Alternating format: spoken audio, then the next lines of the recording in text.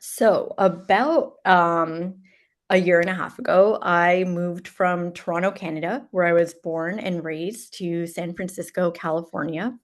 And across from my new apartment, there was this massive billboard, and it read, "Move fast and break things."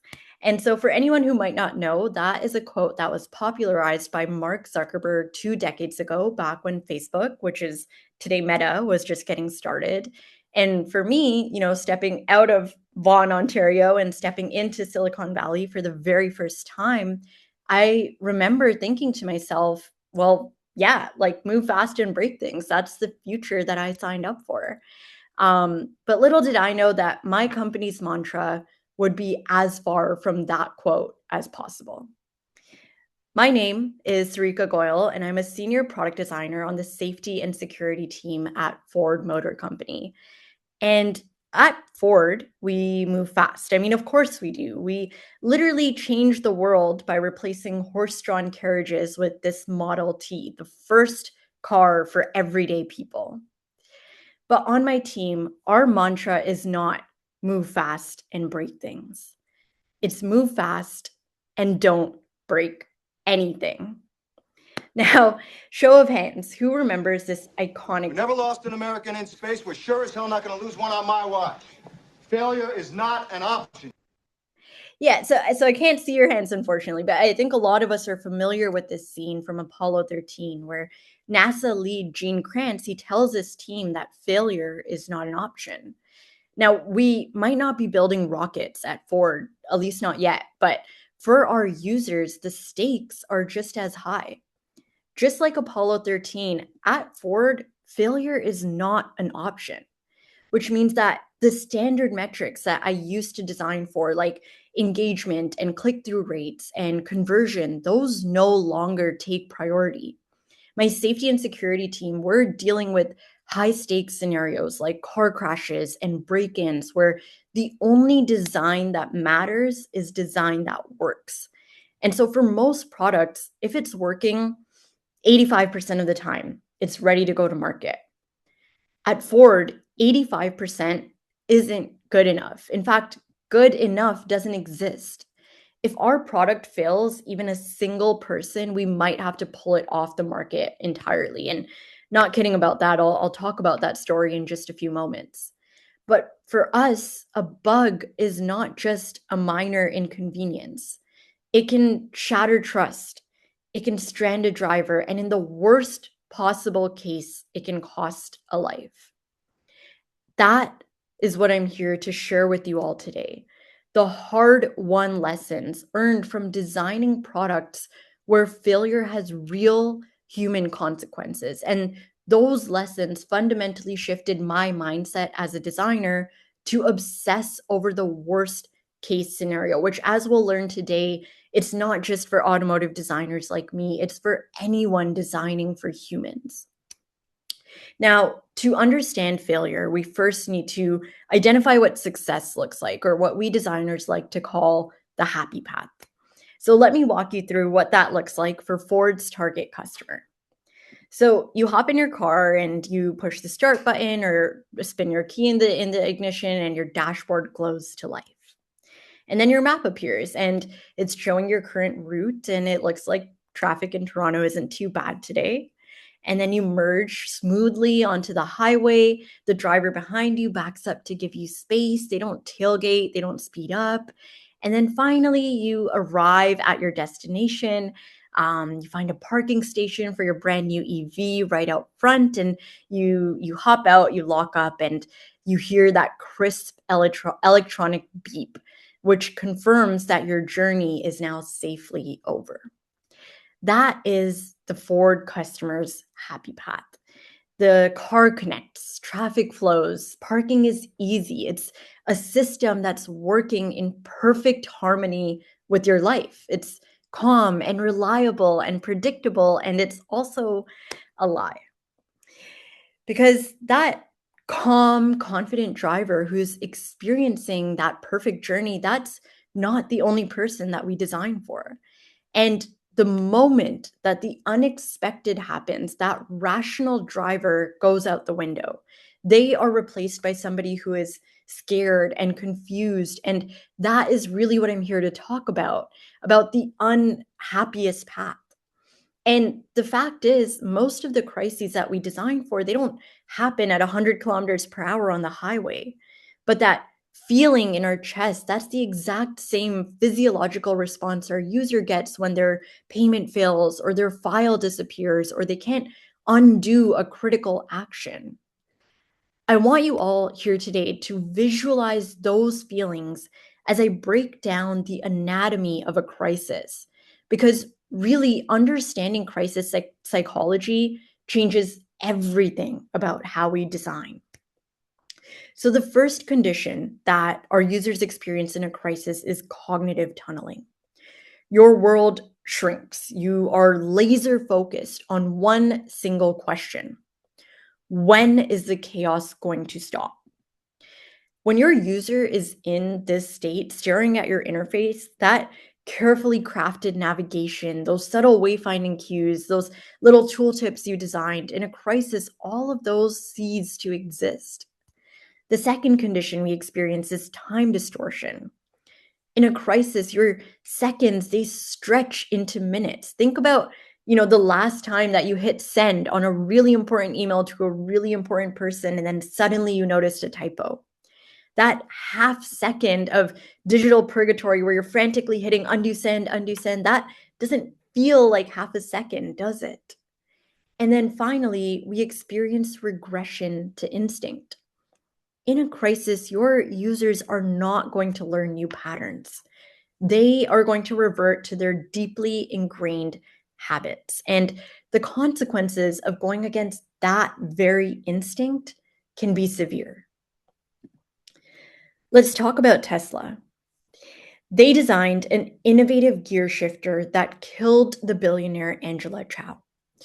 She meant to put her Model X into drive, but she accidentally hit reverse instead, backed into a pond, and drowned.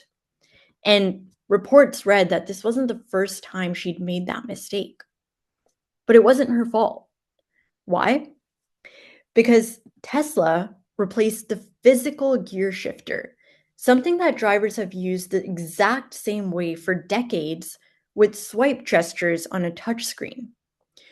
Swipe up to drive, swipe down to reverse. And yet for 80 years, we as drivers have learned that you pull the gear shift down and back to move forward. That is our muscle memory. That is our instinct. But Tesla's design team, they thought that they were being futuristic by moving those controls into the cheaper touchscreen. They ignored something fundamental, that in a moment of panic or confusion, drivers don't adapt to these new interaction patterns. They revert to what their hands and brains expect from decades and decades of repetition. Now, these three concepts, they're not abstract concepts. They're psychophysiological responses. It's your brain really just dialing into emergency mode. And that moment when your user's brain is retreating, that is when our design gets tested for real. And so the question is, how do we design for these conditions? Trial and error is too slow. It's too expensive when failure has real consequences. And so at Ford, I realized we needed a more systematic approach to building crisis solutions. And that led to the creation of the crisis readiness equation. C plus H plus E times R plus T minus O plus S equals crisis readiness. I know. Math at a UX talk, must be joking. Well, just stay with me for a second, because I promise this equation is going to break down into something that is genuinely useful. So think about it as these two fuel tanks that are powering your crisis response minus the frictions that are working against you. So your first multiplier is your preparation tank. This measures how well you understand and prepare for the crisis before it actually hits. The second is your execution tank. Now that the crisis has hit, what is your product actually going to do in that moment? And then finally, that subtracted term, those are your drag factors. Those are all the internal forces, all the distractions that are actively impeding your crisis readiness. When both of those two fuel tanks are full, the multiplication effect means your crisis readiness is going to skyrocket. But when either one or both are empty, your whole system fails. Meanwhile, the more your drag factors are creeping in, the lower your overall score. So this framework put together, it looks nice on a slide, but its true value is in its application. So let me show you how it works in practice using some real world examples from Ford and from our industry. So let's start with the very first variable in our preparation tank, which is C for context. Context asks where, when, and under what constraints is failure going to strike. At Ford, that means we have to prepare for an incredibly diverse user base. 90% of Americans aged 18 and older are licensed to drive, and that means roughly 242 million potential customers from newly licensed teenagers to seniors who've been on the road for decades. We can't possibly test every potential scenario across every one of these 242 million users in the US alone. And so we focus on the extremes and the most vulnerable scenarios. A perfect example is our post collision support flow. Here's the obvious problem when we're trying to dissect this collision flow. You can't actually crash a car with a test participant in it to see how they're going to think and act and feel in that moment. And asking people to recall past collisions that they've experienced, that can give you really incomplete, inaccurate feedback because trauma memories are notoriously unreliable. And so at Ford, we did the next best thing. We built an incredibly realistic collision simulation. I'm talking smoke machines, horns, my colleagues busting out their acting skills to role play as 911 operators and angry drivers on the road. And our test participants, they are safe in this scenario, but they're still overwhelmed and frantic, similar to how they would be in a real collision. And that gave us far richer insights rather than asking these participants to recall past collisions months later. And here's the best part of this study. It was that we brought our product managers in to facilitate the tests themselves. We did that because of this Japanese concept called gemba, which means the real place. It says that great work doesn't happen sitting at a desk 30,000 feet in the air.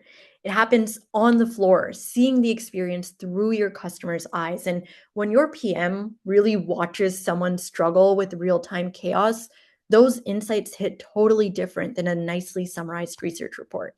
And so that's what context really means, deeply understanding the actual environment where failure strikes and not imagining it from afar. Which brings us to our second variable in the preparation tank, which is H for human capacity. Human capacity asks, who is your most vulnerable user in their worst moment? Let's here consider vehicle theft. It's a very real fear for a lot of us, for many drivers around the world. And we've probably all seen the manual countermeasures that are out there. So we've seen steering wheel locks, which take minutes to install and then remove. And then I've personally seen handwritten notes like this one in my neighborhood where somebody just wrote empty on their window, hoping that the thief will see it and maybe move on to the next car. These solutions, they can work, but they're cumbersome, they're easy to forget, and frankly, they're just a hassle. And so we developed a solution called Start Inhibit. This is Ford's vehicle theft prevention feature. You enable Start Inhibit through the Ford app, and then what happens is that even if a thief breaks into your car or gets your keys, they still can't drive your car away. Start Inhibit literally blocks your vehicle from moving. Great concept, right? Well, we launched in 2024 after nearly a decade of development, and we still couldn't have predicted the extreme scenarios that would hit our customer support center. Let me walk you through just a few of them. So our first customer, customer A, he activates Start Inhibit on his pickup, and then he can't deactivate it.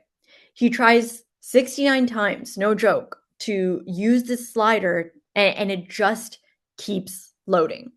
And the problem is that he's in a dead zone with no network, but at the time, we had no error messaging to tell him that. Customer B, he accidentally enables Start Inhibit while playing around in the Ford app. And since he didn't turn it on intentionally, he thinks that Ford has played God and blocked his car without his permission. And so he calls our call center screaming and threatening to switch to Toyota. And then customer C, let's call him Pierre. Pierre's my favorite. He is this very sweet 72-year-old man who enabled Start Inhibit for security, but then when he needed to drive his car again, he simply couldn't find the Ford app on his smartphone. And then with no other choice, Pierre had to have his car towed to the dealership because, again, it literally won't move. And then here's where it gets worse. The dealer then calls us on Pierre's behalf, and we discover that in all the chaos, Pierre has now lost his phone entirely, without which Start Inhibit could not be deactivated at that time. So these calls hit us like a truck, but they also helped us understand limitations on human capacity. And so we began to design for that. Instead of making the Start Inhibit feature quiet and invisible, we are now making it loud. We're adding onboarding tutorials to ease customers into the experience. We're pinning a status card to the app's home screen so that you know without a doubt when your vehicle is inhibited and how to de-inhibit it. And we're finally adding educational error states and clear resolution pathways. In total, we are designing for stressed, confused, technologically challenged users rather than our happy path personas. Which brings us to the last variable in the preparation tank, E, for edge cases. Edge cases asks, which unlikely chain of events deserves investment today? This is where we tackle scenarios like forgotten baby syndrome, the tragic phenomenon where a parent accidentally leaves their child in a parked car. This doesn't happen because of negligence. It's a memory lapse, and it can happen to any responsible parent when their routine is upset or they're distracted or they're stressed. But given the severity of the consequences of this syndrome, we had to build in rear seat occupant alerts. These alerts are obnoxiously loud, and that is by design. While we typically strive for the polite, convenient notifications that don't disrupt our users, RSOA does the exact opposite.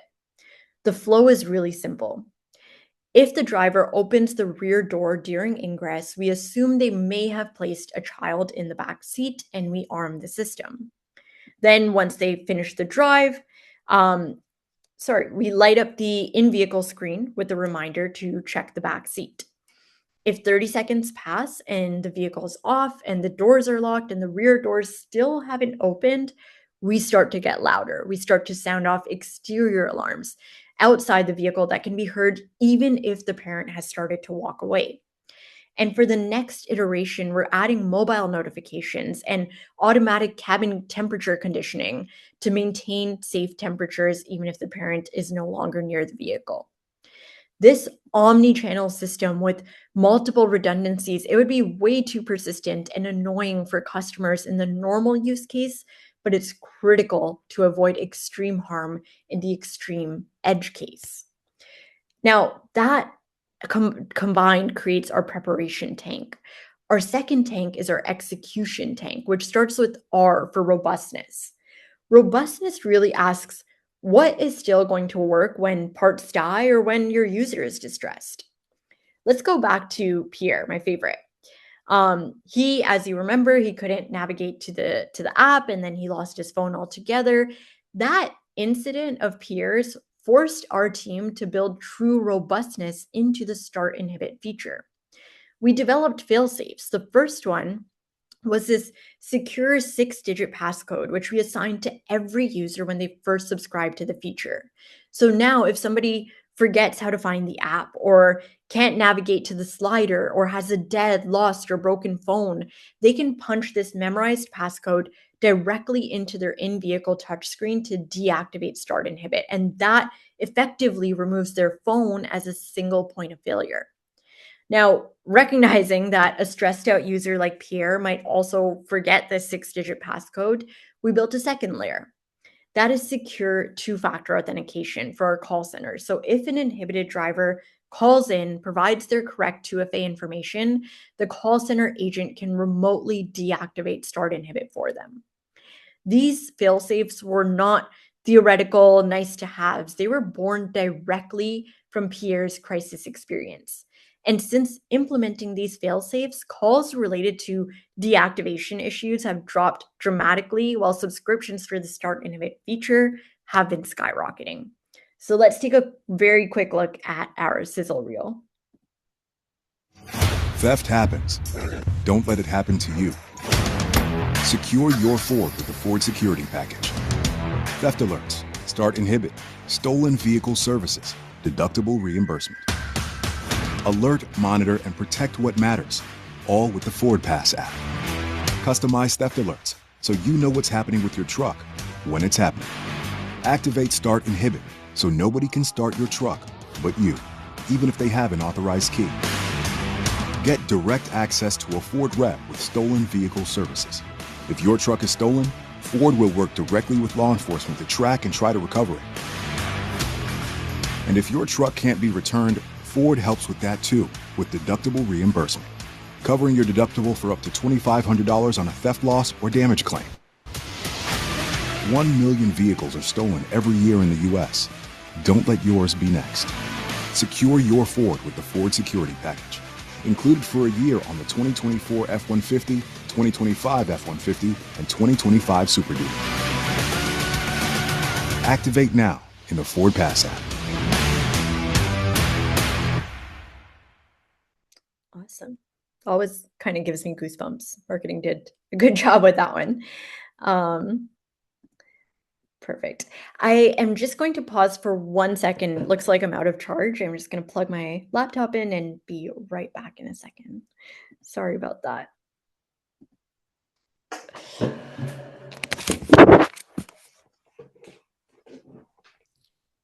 Real humans, edge cases, regular cases. Exactly.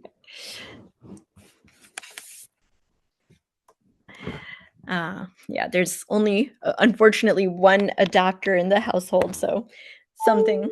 Oh, we always have to run around to weird parts of the house to charge our devices. Okay, I think we should be good. Okay, so we've gone through most of the variables. Our next one is T for trust. T asks, or trust rather asks, what proof convinces your user to hand over control or rely on your fallbacks? After collisions, we used to pitch services like repairs, tows, and rentals. And we realized that engagement in those services was dismal. Customers in those moments after a collision weren't looking to us for sales pitches. They had their insurance provider for that. But at Ford, we realized we had a different advantage. We're the first to know when a collision happens, and that gives us a really unique opportunity to proactively support the customer and earn their trust. And so we pivoted from transaction to empathetic presence.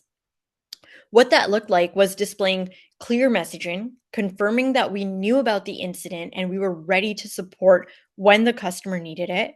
And we offered priority ordered safety instructions both in app and in vehicle to help the customer out. And customers in return, they were pleasantly surprised when we showed up in their moment of vulnerability without really selling them anything. And so even if their car had been totaled, seeing that Ford was a supportive partner in their crisis significantly increased the likelihood of repurchasing one of our vehicles. And that is the essence of trust. Being there for your customer when they need you the most without expecting immediate transactional returns, knowing that long-term loyalty is the ultimate reward. Now, we've talked about everything that we could do to prepare for the crisis and support the customer when the crisis inevitably happens. But at the end of the day, there are certain drag factors that still hold us back. So that brings us to O for organizational drag. You may have perfect knowledge, you may have flawless execution, but a well designed product is not going to help anyone if it never ships. And organizational drag represents exactly that. It's those internal forces like policy and budget and compliance, which really just make doing the right thing the hard thing. And a perfect example of that is our feature called 911 Assist. So, this feature, what it does is it automatically calls emergency services for you if you're ever in a severe crash, which sounds like a life saving feature. Well, we initially had the feature toggled on by default, toggled off by default, which led to users rushing past this opt in screen, ignoring the toggle entirely, and leaving 911 Assist enablement rates absolutely rock bottom.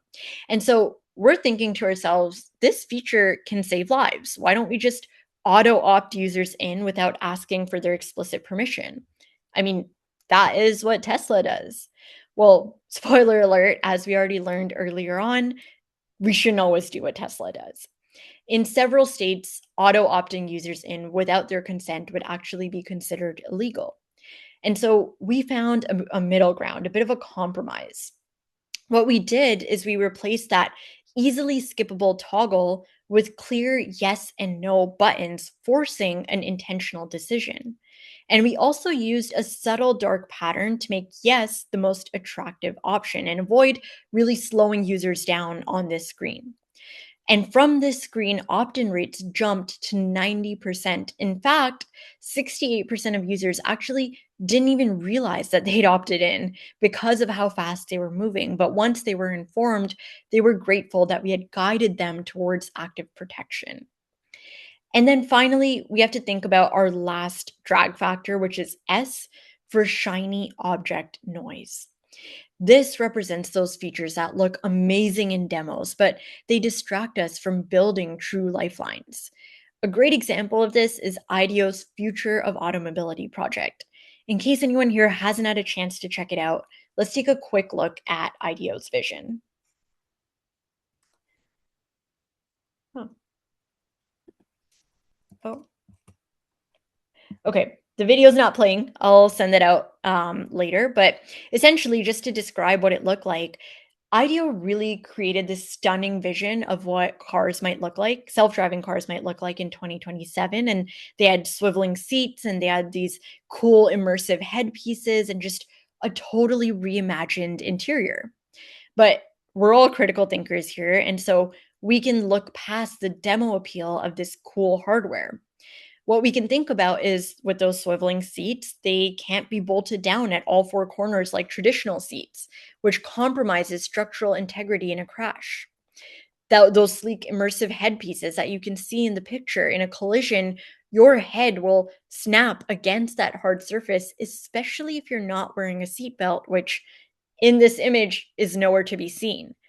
Seatbelts have been mandatory for 50 years because they're proven to save lives, but they're not sexy enough for this concept car. This is textbook shiny object syndrome. It looks cool in presentations, it generates buzz, it wins those really nice design awards, but it ignores fundamental safety principles that we've spent decades learning, often through tragedy like Angela Chow. Now, at Ford, we constantly have to battle this temptation. Every time we consider a revolutionary design choice, we must ask ourselves, does this make our customers safer or does it just make our concept cars sexier? Now, at this point, I know a lot of us might be thinking, you know, all these examples feel really specific to Ford or really specific to automotive, but I want to make one thing absolutely clear. The crisis readiness equation is not just for our team at Ford or just for those working in automotive, and it's not even just for those working on life and death scenarios. It's truly for any product that can be used in a high stakes moment. which is every product. And I personally realized this when I was reflecting on a few of my past lives. For example, back in 2019, I was designing e commerce flows for the department store Macy's. It seemed like low stakes, right? Just shopping, retail therapy. But what if someone suddenly needed to cancel a purchase that they could no longer afford because they just got laid off? Our system in that scenario had terrible human capacity scores. We had never designed for someone burdened with financial trauma, someone who wouldn't have the mental bandwidth to navigate our complex cancellation flows or decipher all of our legal jargon. And our robustness was also bad. Cancellation actually required phone calls with long wait times and no immediate confirmation of your refund. Now, when both preparation and execution are poor, crisis readiness collapses. And for somebody who's already grappling with a job loss, our system failed precisely when they needed our support the most. But then later in 2023, I joined Getty Images, where I was working on ensuring that businesses could confidently use the vast media library that we provided. The potential crisis here was a small business owner receiving a threatening copyright infringement letter for an image that they thought they legitimately licensed from our site. And this is all happening days before, maybe an ad campaign is about to launch. We had thought about that exact scenario and designed for high context scores. We deeply understood the panic of a non legal expert whose livelihood depends on using these assets and launching these campaigns on time. And then we'd also created high trust signals with easily accessible licensing proof, clear legal protection information, dedicated rapid response channels. When both preparation and execution excel in this manner, crisis readiness amplifies, transforming what could have been a potentially devastating legal crisis into a manageable situation because our product met our customers in their moment of highest need. Now, the final past life that I wanted to cover, especially in this talk with this audience here today, is that of an engineer. I graduated several years ago with a bachelor's degree in industrial engineering from the University of Toronto. And when I did, I received this iron ring that we Canadian engineers wear on the pinky finger of our working hand. I'm sure many of you have heard the story, but in case you haven't, what happened was that in 1907, the Quebec Bridge collapsed due to flawed design and engineering arrogance. And because of that, 75 people died. This iron ring was created from the material of that collapsed bridge to serve as a physical reminder of an engineer's duty to public safety. And we wear it on our dominant hand so that every time we sign off on something or type something or design something, we feel that reminder that our decisions have consequences. When I transitioned from being an engineer to becoming a designer, I thought I was leaving some of that weight behind. But working at Ford, it really has taught me something crucial, which is that as designers, we actually carry that same responsibility. We just call it something else. So, our in engineering, our oath is first, do no harm to the public. In design, our version should be design like somebody's worst day depends on it.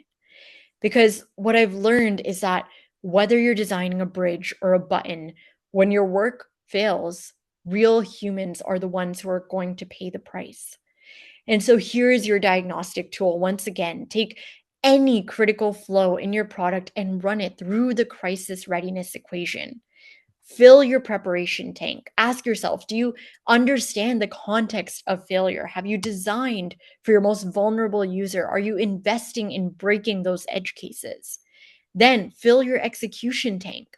When the primary path fails, what's the backup? Is there a backup to the backup? And would a panicked user trust those backups? And then finally, evaluate your drag factors. What constraints, what shiny distractions, what might be getting in your way? Remember that the first two sums are multiplicative because if either tank is empty, if you understand the crisis but have zero execution, or you built robust systems but it's for the wrong scenario, your readiness will collapse to zero no matter how good your intentions. And that is the weight of design. We determine whether a user is going to navigate their crisis with chaos or clarity. And that is not a burden. That is the most important work that we can do. Our founder, Henry Ford, once said, "Quality means doing it right when no one is looking." And for all of us here today, that means designing every interaction, every fallback, every trust signal with the same rigor that we apply to life critical systems, even if the immediate stakes might seem lower. Today's framework is not just about designing better products, it's about recognizing that in our hyper connected world, design has become infrastructure. It's critical infrastructure that people are relying on in their most vulnerable moments. And in those moments, at the edge of the human experience, design is not neutral. It's either in the way or it's lighting the way. It's chaos or clarity. It's dead weight or a lifeline. So let's build lifelines. Thank you.